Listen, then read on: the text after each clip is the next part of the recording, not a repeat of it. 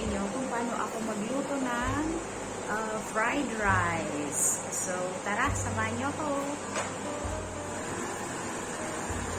So, ayan guys, first step is papakuluan natin yung ating rice. Ayan, okay na siya.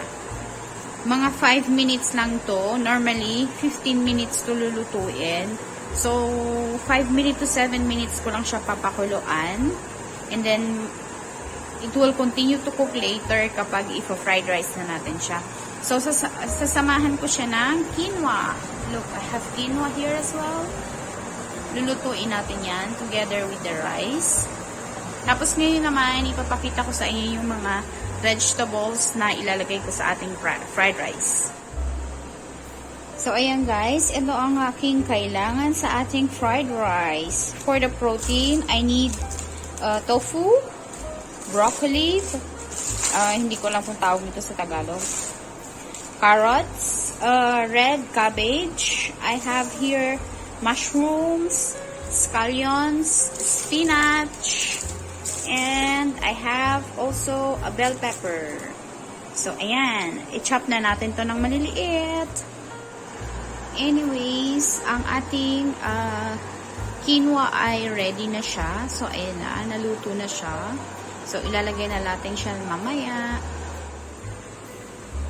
Kamuntikan ko nang makalimutan yung aking rice. So, ayan, after 5 to 7 minutes, kailangan i-drain natin siya. And then, kapag nag-drain nyo siya, kailangan i-ano nyo siya sa cold water para ma-stop yung pagluto ng kanin. So, hindi siya ma-overcook. Kasi lulutuin pa to natin siya mamaya when we are going to mix it with the vegetables. So, ayan. And of course, first, let's heat our pan. And when it's heated, we're going to put our oil. I'm using olive oil. This one. Cooking oil. So, ayan. Gagamit din tayo ng paminta at asin. So, our pan is heated. And then, we're going to put a little bit of oil.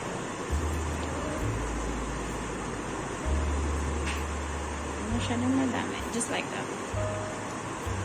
And then, to round it like this. Tapos, ilalagay natin ang ating tofu. So, ganyan lang siya. Wait natin siya mag-golden brown. So, ayan guys. Ganyan mag-golden brown na siya. So, ganyan lang yung gusto ko sa tofu para hindi siya gaanong makunat. Kapag kasi sobrang brown na brown siya, feeling ko makunat. So, ganyan lang siya. Maluluto pa naman yan siya later. So, antayin lang natin na mag-golden brown yung kabilang side. Ayan guys. Okay na ang ating tofu. So, ngayon naman, mag-start na tayo doon sa veggies. So, ayan guys. Na-chop na natin ang ating mga vegetables. So, this is how the way I chop them. So, ayan. Naglagay pala ako ng onion. I will not be putting garlic this time. So, ayan. Spinach. And nakalimutan kong banggitin ang frozen peas here. Frozen peas. So, ayan. Ganito ko lang ginawa sa aking tofu. I-fry ko lang siya ng konti para mag-golden brown and then i-slice ko siya later ng sobrang maliliit. So, ayan, tara, magluto na tayo. Ayan, with the same pan, you don't have to wash it. Saute your onion. Ayan, antayin natin siya ng konti until mag-translucent. Burn na yung iba. Then, we're going to add our carrots. So, ayan guys, I added the carrots, cabbage, and then ang ating bell pepper. So, ayan, wait lang natin siya maluto ng konti before we add the broccoli.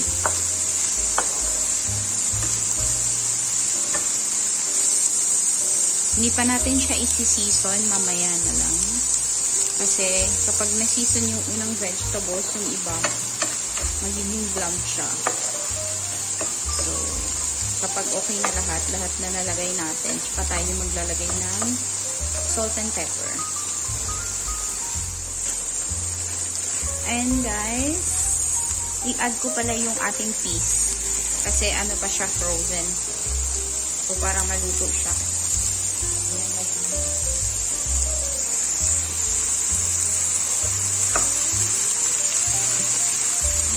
Yellow.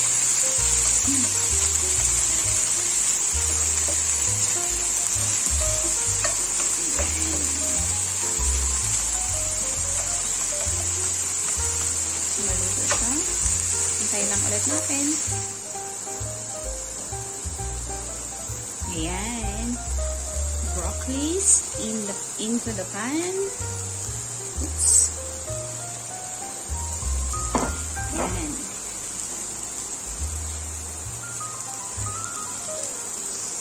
Then we're going to mix it.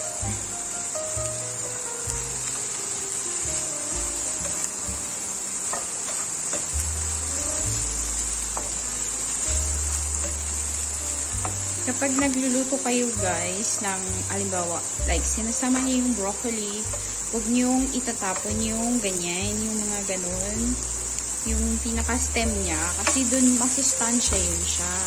So, i-chop nyo lang siya ng maliliit, tapos isama nyo sa pag-isa. Huwag nyo lang masyadong lutuin. Prefer ko yung, yung vegetables na hindi siya lutong-luto para malasa. Hindi nawawala, at saka hindi rin nawawala yung sustansya. So, ayan. Mga 1 minute to 2 minutes pa, okay na yan. Siya, ilagay na natin yung iba pang veggies. So, ayan guys, our last vegetables. Hindi ko yan siya pinag-chop kasi mabilis naman ito siya maluto. Prefer ko talaga yan na hindi siya na-chop. So, ito na yung last na veggies natin ilalagay. Mamaya na yung iba sa rice. Pag na-mix na. Tapos, ilalagay natin ang I have here oyster sauce. Ayan. So, you can choose how much you want to put. Since malapit na lang kasi maubos. Ayan. Then mix.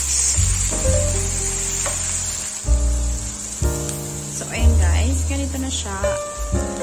Naglagay na din ako ng asin at paminta. So, I turned the fire off na. Tapos, ilalagay natin siya sa lagayan. And then, we're going to cook the rice in the pan.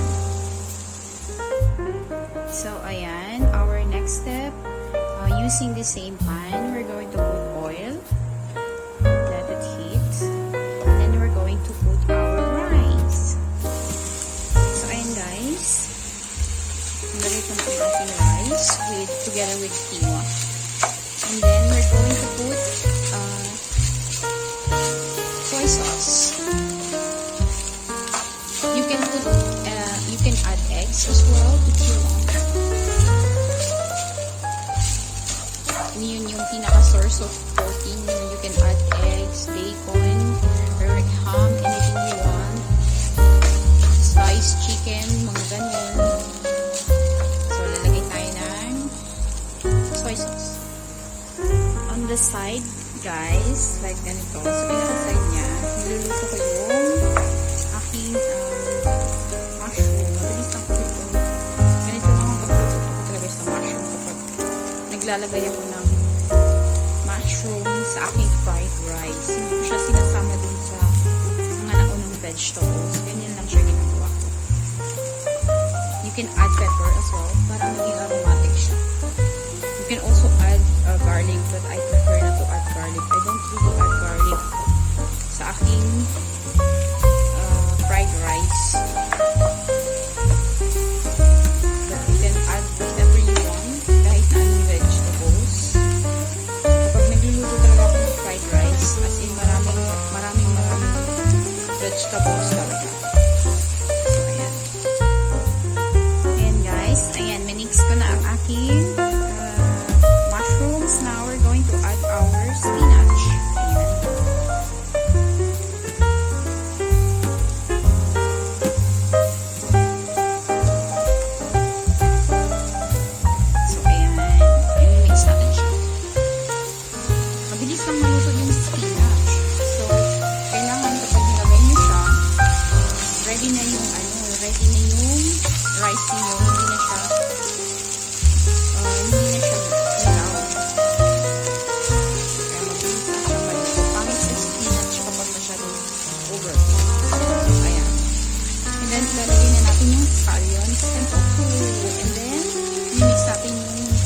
vegetables na niluto natin kanina.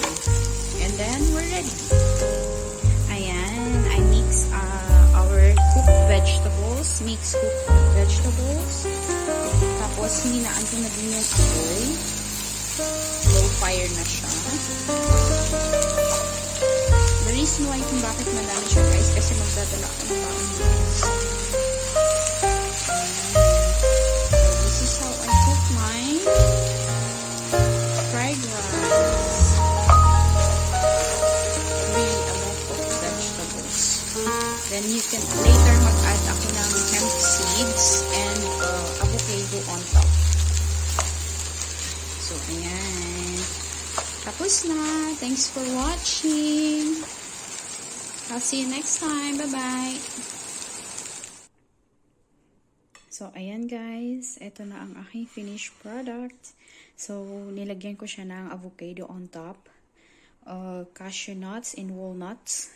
And then hemp seeds. So, this one. Okay. Thanks for watching. Bye.